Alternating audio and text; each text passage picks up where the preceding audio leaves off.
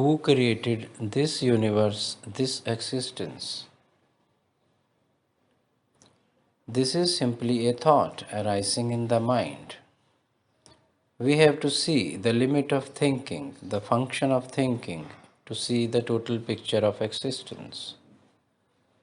Words can only express what is being experienced. Pick a pen. A whole set of physiological and neurological movements are involved. And now the thinking. I have picked the pen is expression through words. Thinking arises to explain. This is the limit of thinking. The actual movements, physiological and neurological, happen. Put your hand in cold water. There is a feeling in the body and brain. Now, thought can express this feeling. It is not this feeling. When you can see that thought is only an expression of what is being experienced, you begin to see that thought is not the controller of impulses and movements in your body and brain.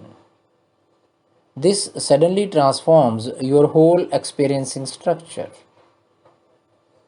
Now there is no escape from what is being experienced. Thought is not able to coin any relief, consolation as an escape from what is being experienced. You enter into a new dimension. Senses see, touch, listen, and so on. Breathing in and out is going on. There is memory and imagination and thoughts arising in the mind. The field of senses and the field of memory, imagination, thinking is the total field. Every sense has its separate limit. The limit of seeing is up to the point you can see. The limit of hearing is what you can hear. The limit of touching is what you can touch. The limit of smell is what you can smell. We are enclosed by what our senses show. We cannot go beyond. When we move with our space, with our enclosure. Apart from this enclosure, everything is memory, imagination, thinking. Whatever may happen, wherever you may go, this structure does not change. It means this structure is the original.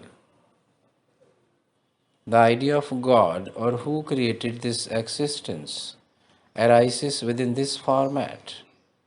There is no way to come out of this format and discuss anything.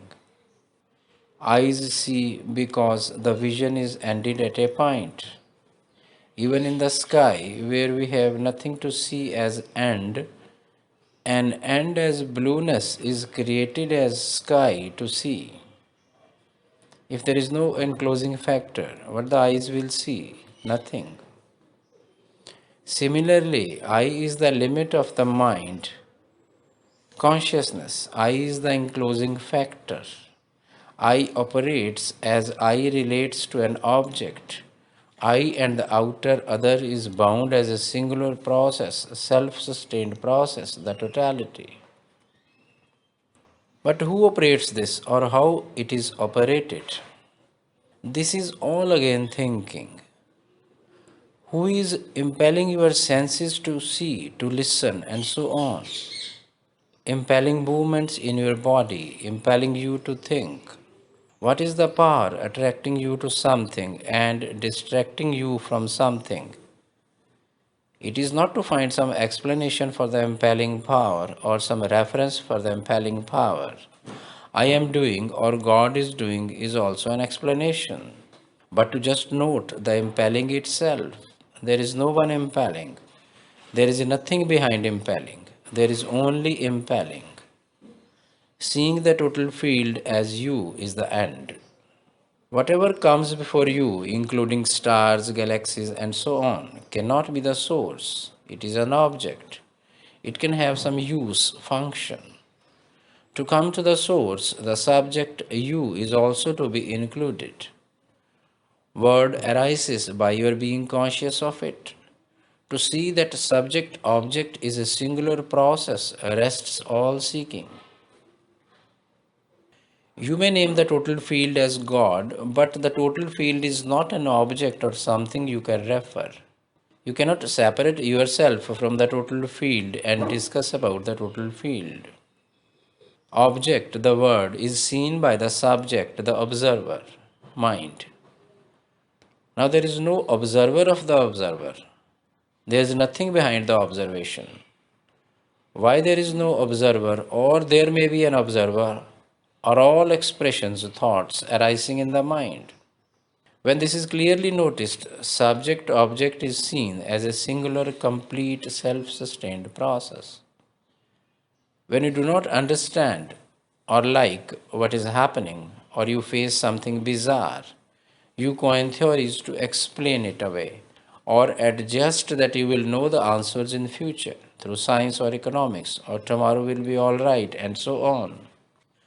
When you are stuck up and want to find the answers now, no explanation, religious or spiritual or scientific, is able to assuage the pain of these questions. Suddenly you realize that there is no one to answer. You are alone, from whom you are seeking answers. Now you will touch the original pain, the original resistance, the original energy on which the life is sustained. It is not the inability to find the answers, but seeing that all answers simply give relief to the mind, cause distraction in seeing what is as is. The need for answers suddenly drops. You become one with life as it is. You touch the unending stream of life. The mystery of existence starts unfolding. When you are hungry, only one thought, that of food, is there.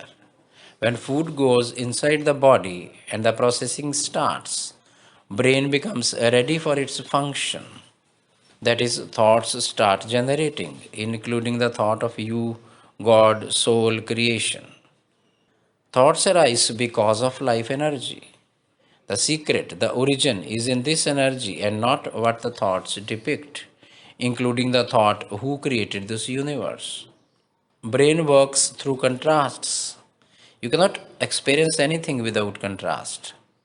You can experience certainty against uncertainty, pleasure, relief against pain, discomfort, clarity against ambiguity, and what you get against what you want, and so on. Everything is bound by the resistance of it. A building is standing because it is resisting its fall on the ground. A vehicle is moving as it is moving through tractive resistances. Electrical current becomes usable because of a resistance is applied.